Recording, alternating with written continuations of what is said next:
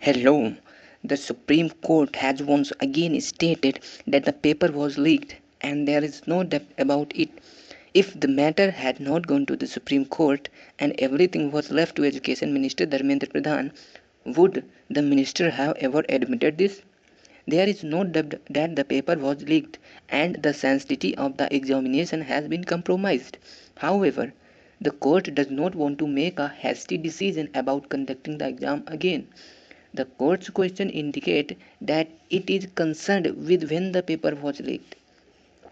There are reports that the paper was leaked on May 4, and if this is proven in court, then the NEET UG exam cannot be saved from being cancelled. On July 8, the Supreme Court's bench, led by the Chief Justice, heard the NEET UG case.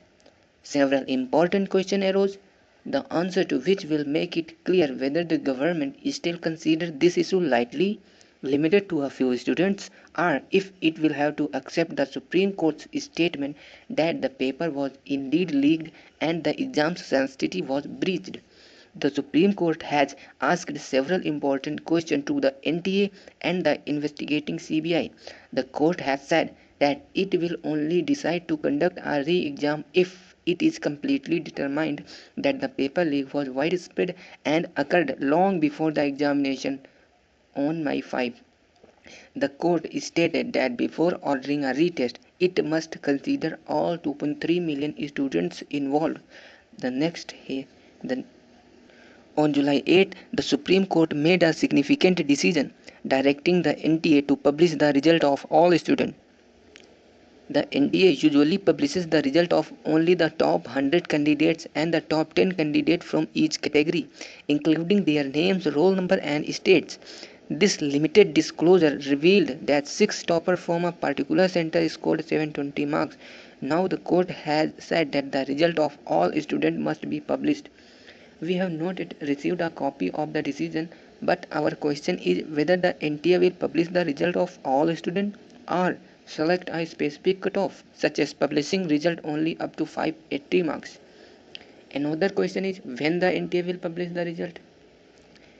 It feels like the Supreme Court will have to set a deadline or direct the NTA to publish them within the next 24 hours so that the result can be analyzed before the July 11 hearing to determine how many students succeeded from specific centers or states and how many students scored particular marks.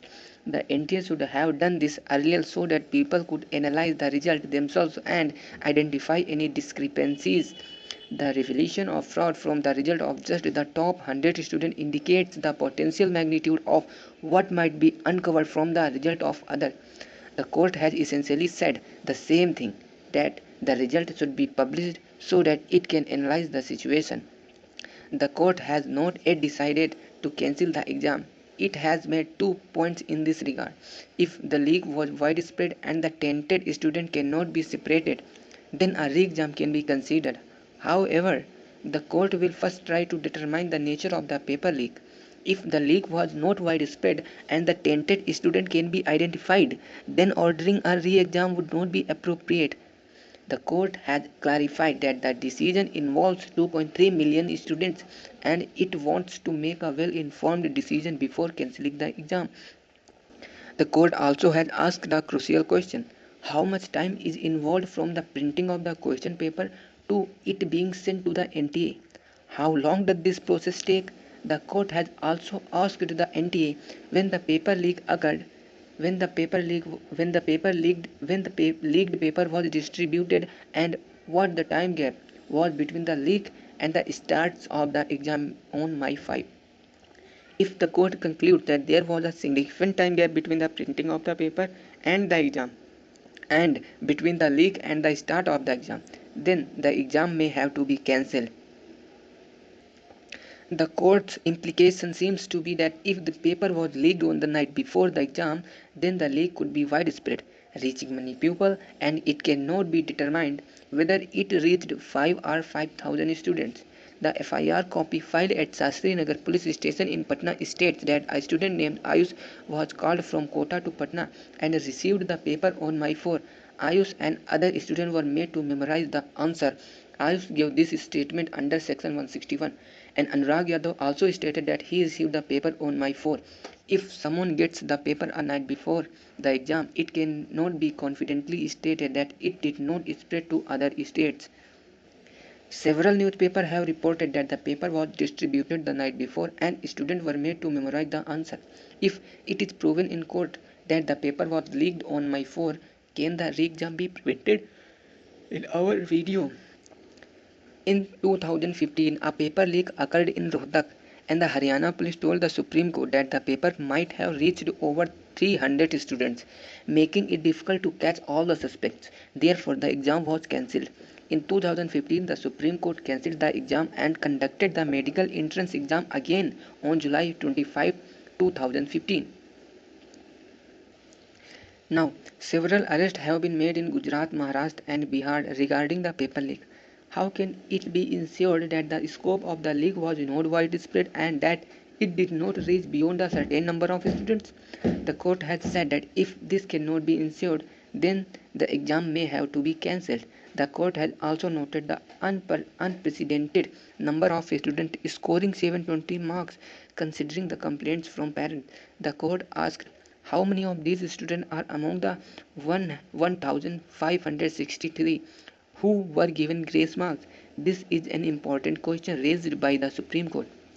In the previous exam for 1,563 students, over 700 students did not appear. It may be revealed that some of these students had already passed and did not come for the exam. For the re-exam, the court has asked to determine how many students registered at one center and later changed it and scored higher marks. The NTA has been asked how many students' results were withheld due to the leak and which state they are from. The Supreme Court has also directed the NEET UG conducting agency NTA to explain what step it has taken to identify the beneficiaries of the paper leak, the examination center and cities from where the leak occurred. The NTA has been asked if data analytics or cyber forensic can be used to identify suspicious cases. The Bihar Police's Economics Offense Wing mentioned in their press release that they sent all the relevant data for forensic examination. The court has asked if a system can be devised to separate innocent students from tainted ones, a very challenging question. It is unclear how this would be achieved and whether parents would be satisfied with it. The court has clearly stated that the sanctity of this exam has been compromised. Still, it is difficult to claim with certainty that the sanctity was compromised only at a specific level.